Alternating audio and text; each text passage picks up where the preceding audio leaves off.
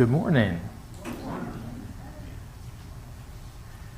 Sometimes I stop and think about all the stories that have happened over the past 10, 20, 30, 40 years in just one little church like ours, or one little campus ministry like MCF. And I just think, you've got generations, right, of experiences of people who have come through, and they don't even necessarily know the stories of the people that came through before them or what the stories are going to be of the people who come through after them. And we're just one little campus ministry or one little church. There's dozens. There used to be like over 100 churches in Callaway County. And we're not quite at 100 anymore. But you just think about the sheer weight of stories. And some of those stories are good, and some of those stories are hurtful. And in some cases, if I think about my stories, in some cases I was a hero in my own eyes. And in some cases, other people did not see me as a hero. I had a student at Murray State one time who was a student worker of mine in the recording studio, and something had gone wrong, and a faculty member was really upset. And I said, "Kevin, I am really sorry, man, but we're going to have to let you go." And he broke into tears in front of me. And I decided that I would never do that again unless the person had murdered someone. And so what I decided to do was go ahead and be the scapegoat. And what I found in higher education, there is a lot of job security in being a scapegoat. If you can be the guy who's always the one that is to blame, you're pretty valuable. I mean, if you don't leave because you can't handle it, if you can hack it, if you're strong enough. Anyway, so the Psalms are kind of a reaction to the stories of Israel. And in a lot of cases, we don't know for sure what a particular, sometimes we do, we're pretty sure, but we don't always know what specifically the situation was that the psalm was written for. We'll talk about Psalm 42:5 today. And so I'm going to call this Experiencing the Psalms. Always trying. Let me try again. Did you try turning it on? Well, I turned it on and then I turned it off. And now I'm toggling it back and forth between on and off. Oh, wait, I see a light. Is that a good sign? I don't know. Hold your tongue just right. Something happened. So it's green and it slid to the on position. You would think that that's on, yes? Yes. There you go. How's that? Even better. Great. How about I just read you the psalm? Psalm 42:5. Why are you cast down, O my soul? And why are you in turmoil within me? Hope in God, for I shall again praise him, my help and my God. So that is Psalm 42:5. If I don't get around to telling you what we think that was in regards to, I think I do. I think later I'm going to mention this. Oh, lovely. Now is it still going to, am I going to be able to click? Yay! Thank you guys. Okay. I just read that. But isn't that a pretty silhouette at the bottom? Now, the Schofield commentary says this about the entire book of Psalms. They were in the inspired prayer and praise book of Israel. They are revelations of truth in the terms of human experience. The truth revealed is wrought into the emotions, desires, and sufferings of the people of God by the circumstances through which they pass. So I want to just make it real clear that yes, there is abstract truth in the Bible, and there are prescriptions for behavior in the Bible. Part of Scripture's way of conveying these things includes giving examples of people experiencing life. So the Psalms are meant to be understood experientially, kind of like a personal journal. And that's also an example of how the psalmist wrestled with his experiences instead of just being swept along by them. It's so easy to get swept along by an experience and not realize it until you've already been swept along. And then you think, next time, when I see the current rising and I feel the pull that surely won't get any stronger at my feet, next time I'm going to be ready. And then next time we are swept away again, right? I mean, it just happens. And we think, aha, next time. And sometimes next time happens over and over and over again. It takes a while. So I want to share something from Paul Gould. This is a fantastic book if you're interested in purchasing it. Ellie, you bought this, didn't you? Did you get around to reading it yet? Just parts of it? Parts of it. I don't know why you're dragging your feet on this. It's because I'm old and decrepit. To be very honest, that's it. Wow, okay, thank you. I'm trying to be honest. So Paul Gould shares this. After spending 6 weeks of the class discussing the question of God, he's talking about teaching a philosophy class at Purdue University. Invariably, I noticed that most of the students moved from unbelief to a firm conviction that God existed. They found the traditional arguments for God strong and compelling. When I first witnessed this shift, I was elated, reasoning that if you accept that God exists, everything else changes after that acceptance. But I was wrong. The students shifted from unbelief to belief. Almost all of them responded to this newfound belief with a shrug and a sigh. God exists, so what? Remember when Ellie said, so what, this morning? I was like, yes.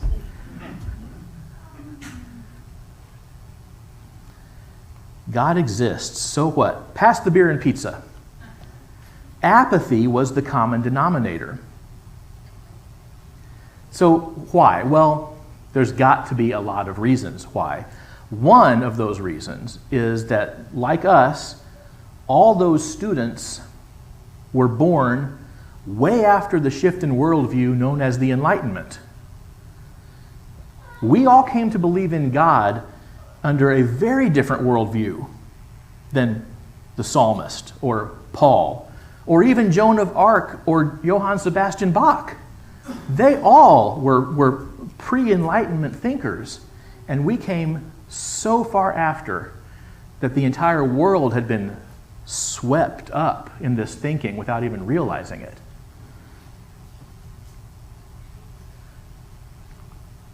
I know Jim's read this one. Dallas Willard explains the shift this way. Jesus' good news can be effective only if we share his view of the world. To his eyes, this is a God-bathed and God-permeated world. It's a world filled with a glorious reality where every component is within the range of God's direct knowledge. It is a world that is inconceivably beautiful and good because God is always in it. Reminds me of Adam talking about the room being filled with air. It is a world in which God is continually at play and over which he constantly rejoices. You may be thinking, I believe all this. But the real question has to be, has it defeated your apathy? Is it even challenging your apathy? Or is your apathy what's in charge of your heart, and all this stuff is just something that you agree with? A post-Enlightenment, disenchanted, demystified view of the world leaves all of us shockingly disconnected from the sensibilities that even ancient Israel's enemies took for granted. They thought that way. Marshall Segal, I don't know if he's related to Stephen, but he does blog at desiringgod.org. He says, our decades-long familiarity with God's magic doesn't make creation any less magical. That we've watched God do his magic over and over and over again doesn't make it less miraculous. that we can begin to predict what will happen. Birds from eggs, apples from trees, rainbows from storms, doesn't suddenly render any of it natural.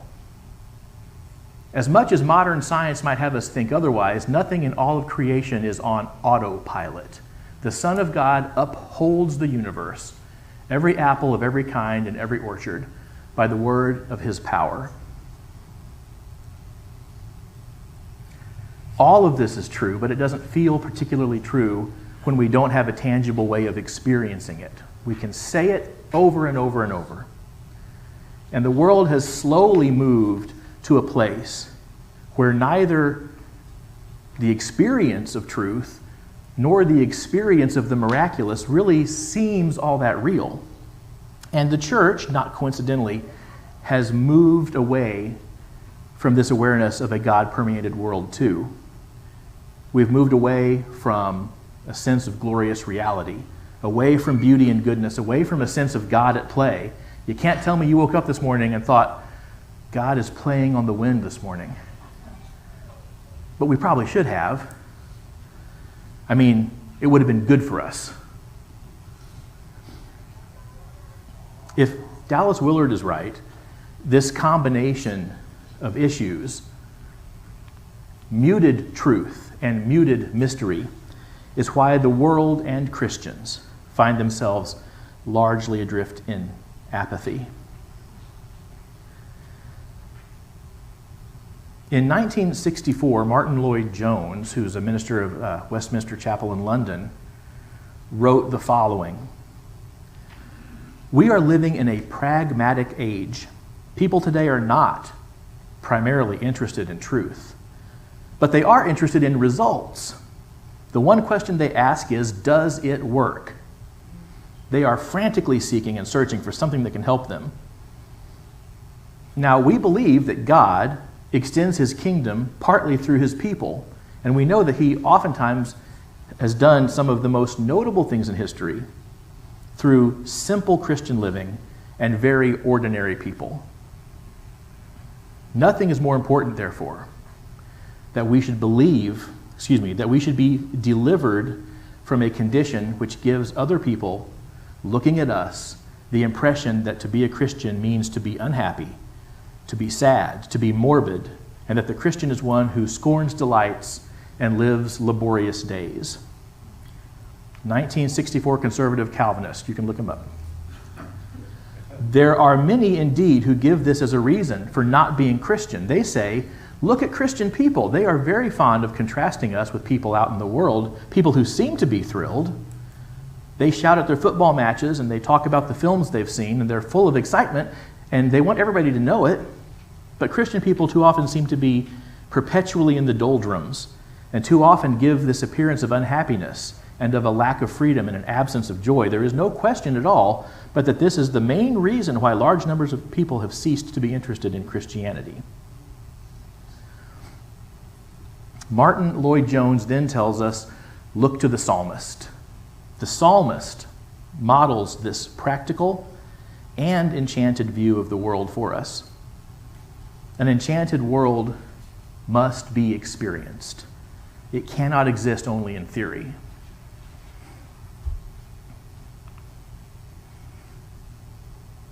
So back to Psalm 42:5. "Why are you cast down, O my soul? And why are you in turmoil within me?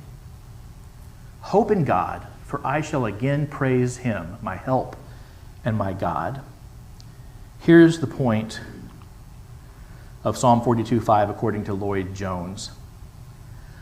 Most of your unhappiness in life is due to the fact that you are listening to yourself instead of talking to yourself. Take, for example, those thoughts that come to you the moment you wake up in the morning. You've not originated them, but they start talking to you. The psalmist interrupts his soul's monologue. He is not passive. He's not given up. He questions the thoughts as they come to him, even in the storm of his intense and negative feelings. This is not the same thing as taking thoughts captive. David is just introducing his soul to the living God. He doesn't know 100% that this is a thought that needs to be taken captive, but it certainly couldn't hurt to be introduced to the living God, and you might find out that way. Engaging our thoughts, our inner monologue, the stuff that just plays on autoplay in our heads, engaging them like David engages them in the Psalms, can be really revelationary. I have tried this a little bit more. And occasionally I find myself thinking, I never even considered introducing that thought to the living God. That thought was just there. It's always been there. I was like, okay, great. But how about you guys meet each other? And when you actually get involved in bringing the living God into that monologue and say, let's have a dialogue. Sometimes, quite regularly, the living God says, this isn't quite true, is it? And I go, I guess it isn't. And I don't know how many years I've been thinking this way. I haven't had any reason, I guess, up till now to push back against this. But I also haven't been introducing my thoughts to the living God on a very regular basis either.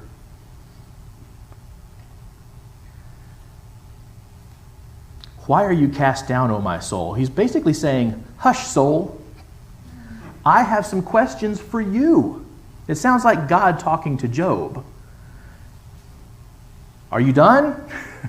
Then now let's turn this around and have some dialogue. It's amazing what dialogue can do. It's amazing what a back and forth can do. So this isn't just wishful thinking. I hope you can see that this can't just be thrown out as wishful thinking. This is activity that we don't even know where it's going to go. But we are modeling David. So I think this is a willful act. And I also think that we probably will, without even necessarily meaning to, end up pushing back against the enemy of our soul when we do this. I think we are very easily deceived, and this is a practice that doesn't have to be viewed as active warfare, but boy, it sure is great maintenance. It's a great way to keep a dialogue going between our souls and the living God. This is joining the fight rather than conceding defeat. So some scholars think that this psalm was written when David was running from Absalom and the kingdom was in revolt, and it just looked bad. It looked rough. There are some really, really awful storylines surrounding David his whole life. But the Absalom storyline is one of the worst. So David had a lot more on his mind than most of us do, probably, if this was the case, and he was writing the psalm under these circumstances.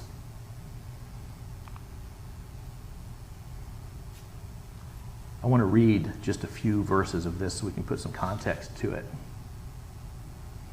As the deer longs for flowing streams, so my soul longs for you, O God. My soul thirsts for God, for the living God, the one who fills the room, even though it doesn't seem like it sometimes. When shall I come and behold the face of God?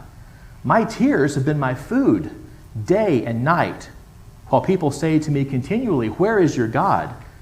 These things I remember as I pour out my soul, how I went with the throng and led them in procession to the house of God. I think this is the loincloth moment. And with glad shouts and songs of thanksgiving, a multitude on feast day. Why are you cast down, O my soul? He's not chastising himself. He's having an honest conversation. Boy, honest conversations, just as good as chastising. I promise. Let's try and see what happens. So there is a real danger to seeing everything in light of abstract truth only. It can be very one-dimensional to extract experience and just try to function in theory. I think we sometimes can start to neglect our experiences because we don't trust that we can parse them, and there's reason to distrust parsing our experiences. But we can also stop valuing them completely if we decide that we can never trust them at all and we rule them out. And that's especially unfortunate when unbelieving people appeal almost exclusively to their experiences.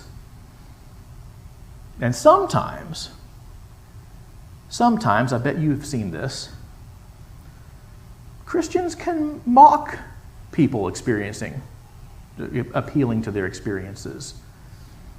We can say, "Wham, my feelings." Have you never heard that? Have you never read that online? I've read that online several times. "Wham, my feelings." Just like Jesus would say, right? Hashtag Jesus.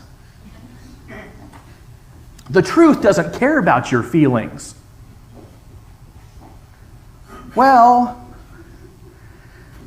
we might need to talk about that just a little bit. It may go deeper, is all I'm saying. There's a chance that it goes a little deeper than that, because it seems to me like the truth does care about people's feelings. And I think David proves it. David doesn't minimize his experiences, nor does he elevate them as the supreme test of reality. He struggles honestly and openly with the paradoxes of life, and he speaks repeatedly of his return to the living God. So even if he doesn't know what's going on, this looks bad. Absalom has done some stuff that I can't say on Sunday morning. Can you imagine that? Things in the Bible that we can't say on Sunday morning? There's a lot, actually. He says, "I will return to the living God," even in the middle of this mess. He's not happy all the time, but when he is, it does seem to be loincloth time. That is David dancing with abandonment. So I hope that we can see that the psalmist's priority here is to defy the broadcast of his own soul. Like, how much of what goes through our minds have we introduced to the living God? How often do you talk back to yourself? Not your imaginary enemy, not the person that you wish you had that answer for a couple of days ago, and I just thought of a great one. What about talking back to myself? What about making that the norm? And not in a unnecessarily mean or condescending way, but a curious way, an honest way, a way that says, I get what struggle is, and struggle is not having the answer right away. Struggle is, I'm going to walk through this, and I trust that as I do, the Holy Spirit's going to guide me back to the living God.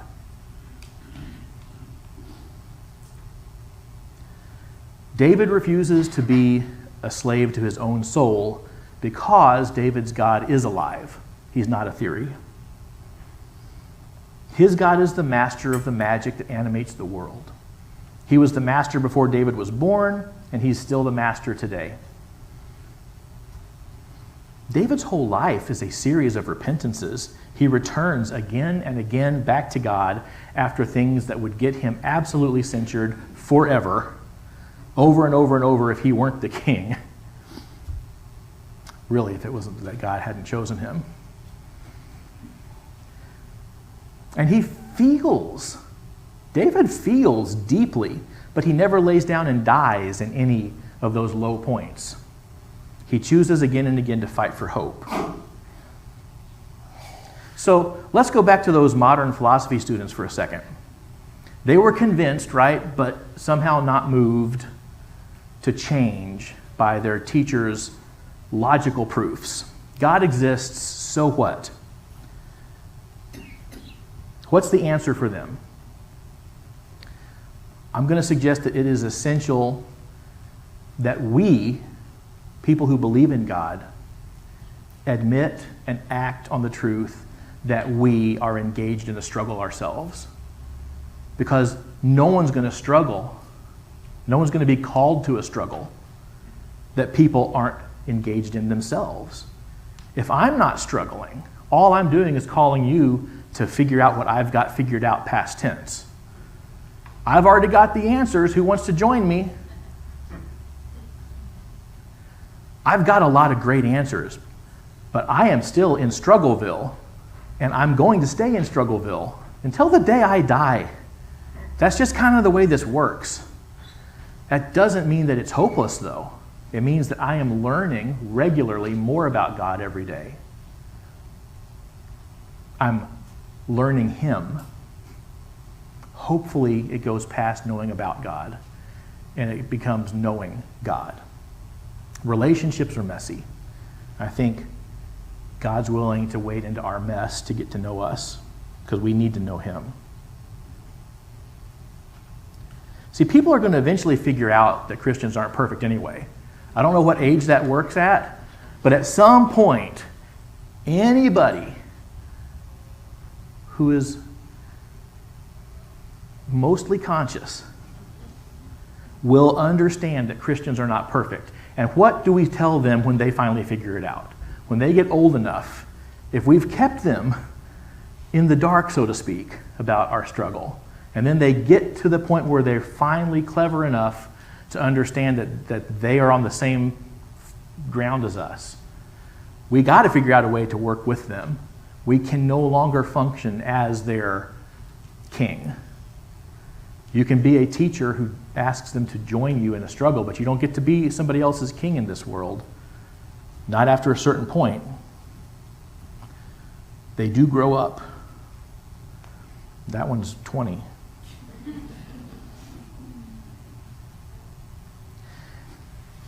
If we ever learn what to do with this truth, and it can't just be to shrug and say, no one's perfect. I have a lot of forgiveness for Christians who shrug and say, no one's perfect, but I do want to slap them silly. That's your answer to Christian struggle? Well, I can't imagine why we're not all Christians in this country. So this is why Martin Lloyd-Jones points us to David. We can let other people know how we talk to our soul. David's record is right there for all of us. How did he talk to his soul? We don't have to keep it hidden. We can share our burden the same way David shared his burden, because paradoxically it will help people to see what is real far better than just demanding that they accept our theories. Even when they do, even when the theories are great and they accept them, it only goes so far if there's not an experience tied to it.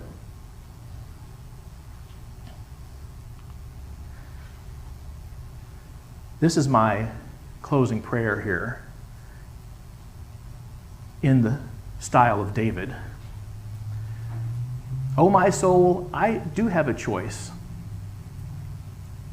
I may be apathetic now, but I will not remain apathetic in this God-bathed, God-permeated world. I choose to remember the glorious reality, the inconceivable beauty, and the goodness of the living God. You, my God, are forever at play all around me, because you are more a child than myself. You have shown me what matters most to you. I will live a life where experiences matter. I will come to know the experiences of others so I can bear their burdens with them. We'll respect and wrestle with our experiences and your paradoxes together, because that's a far better story than standing on the sidelines holding protest signs. Oh, my soul, I will face my own struggles 99 times for every one that I look at the struggles of my brother uninvited. Let us live and struggle for what is good together. Adam?